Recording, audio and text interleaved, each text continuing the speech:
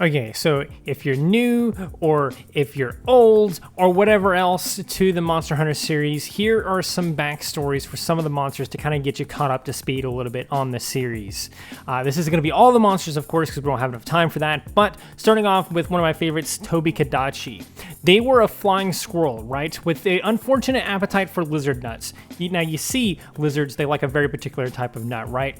So much so that they are literally just called lizard nuts.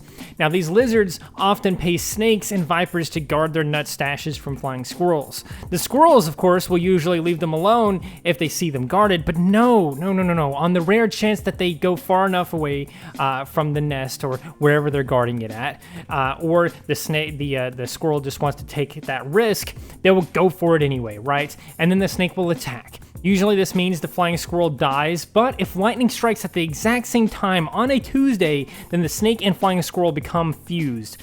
Now the lightning never actually goes away either, and this new adorable abomination must go on to shoot off spikes to release some of the excess electricity. Now Tobikadachis all live with the full knowledge of all the disgusting artwork you make of their species, so keep that in mind as you're fighting your Tobikadachis in the game. Now next up we have the Zinogre. If you refuse to leave his swamp, of course, you really should just leave his swamp, but if you refuse to leave his swamp, there is a chance that Shrek himself will snatch a nearby newt and imbue it with magical properties, which almost always leads to the newt's death, but in some cases it actually mutates it. Now this mutation drastically increases the newt's size and makes it meld with nearby stone until it becomes the basis of what a Zinogre is.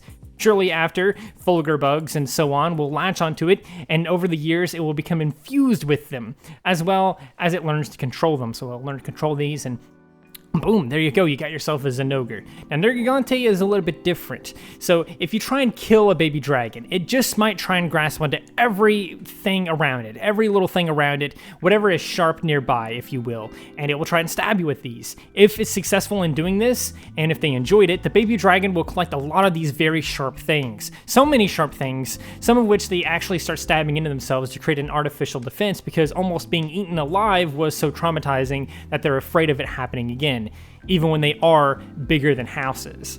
So over the years, these baby dragons grow with thousands of sharp spiky things embedded in them. These eventually become part of the dragon and tissue will develop over them. That said, Nergigante can actually still release these spikes at will, but if they release too many, they will become very scared and run away as they have flashbacks to almost being eaten alive again. So yeah, and Basil Geese, this one's super simple. It's just what happens if you drop a pine cone into some jet fuel. That's what you end up with. So you should never really drop a pine cone into jet fuel, or this is really what you end up with. So yeah. Now Nargacuga, on the other hand, this one is very interesting. So Nargacuga, there's this ancient ninja technique, right, known as the Panther. Ninjas who become so enveloped in this technique will begin to notice changes to their body. First, they will grow this tail, which will never stop growing, by the way. Rather than stop developing the technique, these ninjas become addicted to it, or at least 99% of the times they'll become addicted to it. Now, they begin using these new features to fight off their enemies in better and better ways, laying waste to entire armies sometimes. Now, their tails eventually become so large on their bodies, and it becomes fused with their weapons because, it never stops growing, and they like to hold the weapons in their tails because, it's a nice way to hold an extra weapon or whatever. They end up getting fused because it never stops growing, right? The next change happens with the eyes, which become red and able to perceive reality in new ways. Eventually, their body is forced to grow because the tail is becoming too big for it, and so the clothes won't fit anymore, and so they grow a thick fur.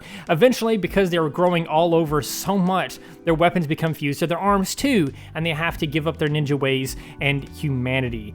This is when they finally become a Nargacuga. Now next up we have a Kezu. This thing is very disgusting, but this is what happens if you don't get your worms removed, because there is a chance that instead of a parasite, it's this thing. This disgusting creature that once big enough will burst out of your stomach like one of those things from Alien. Now, Tigrex, they're a little bit different too. They're very different. Now, they're the result of a time machine experiment gone wrong, you see, because you really shouldn't go straight to the Jurassic period after inventing time travel, because, I don't know why people always do that, but you almost always get stuck. And if you don't, you might just bring one of these things back with you without realizing it. Because the thing of it is newborn Tiger Rexes are incredibly small and very, very active. So they typically wander into your pocket or your pocket or your backpack or something like that, and they come back with you. So stay away from the Jurassic period when you invent the time machine, or we're just gonna end up with a lot of these things. So just more and more of these things. Raknakadaki has got one of my favorite backstories of all of them.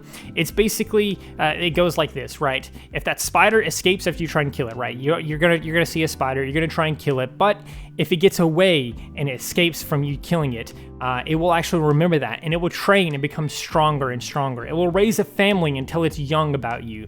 And that spider won't get revenge, and nor will its children or its children's children, or even the generation after that. But in exactly 9.5 generations, Arachnakadaki will be hatched, and it will have but one purpose: kill the ones who try to erase their bloodline.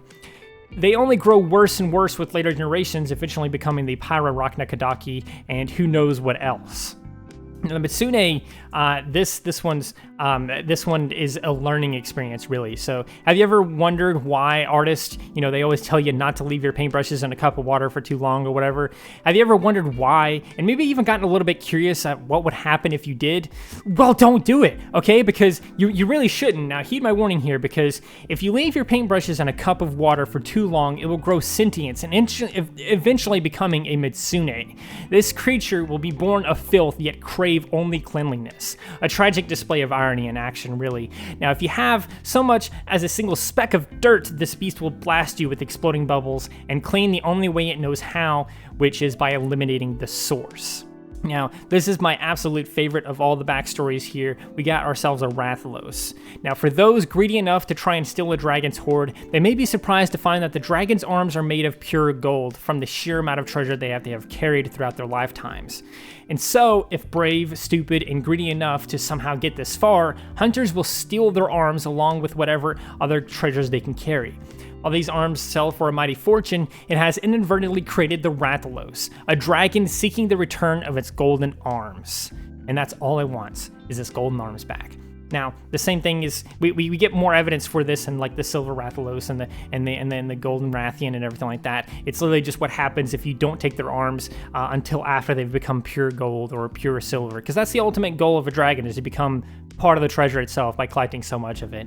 But anyway, yeah, there you go. Here are a handful of backstories for some of the monsters. I hope this gets you caught up to speed a little bit on Monster Hunter if you guys are new to it. And if you're old to it and you didn't know these things, let me know in the comments below, because these are a lot of surprising facts for you.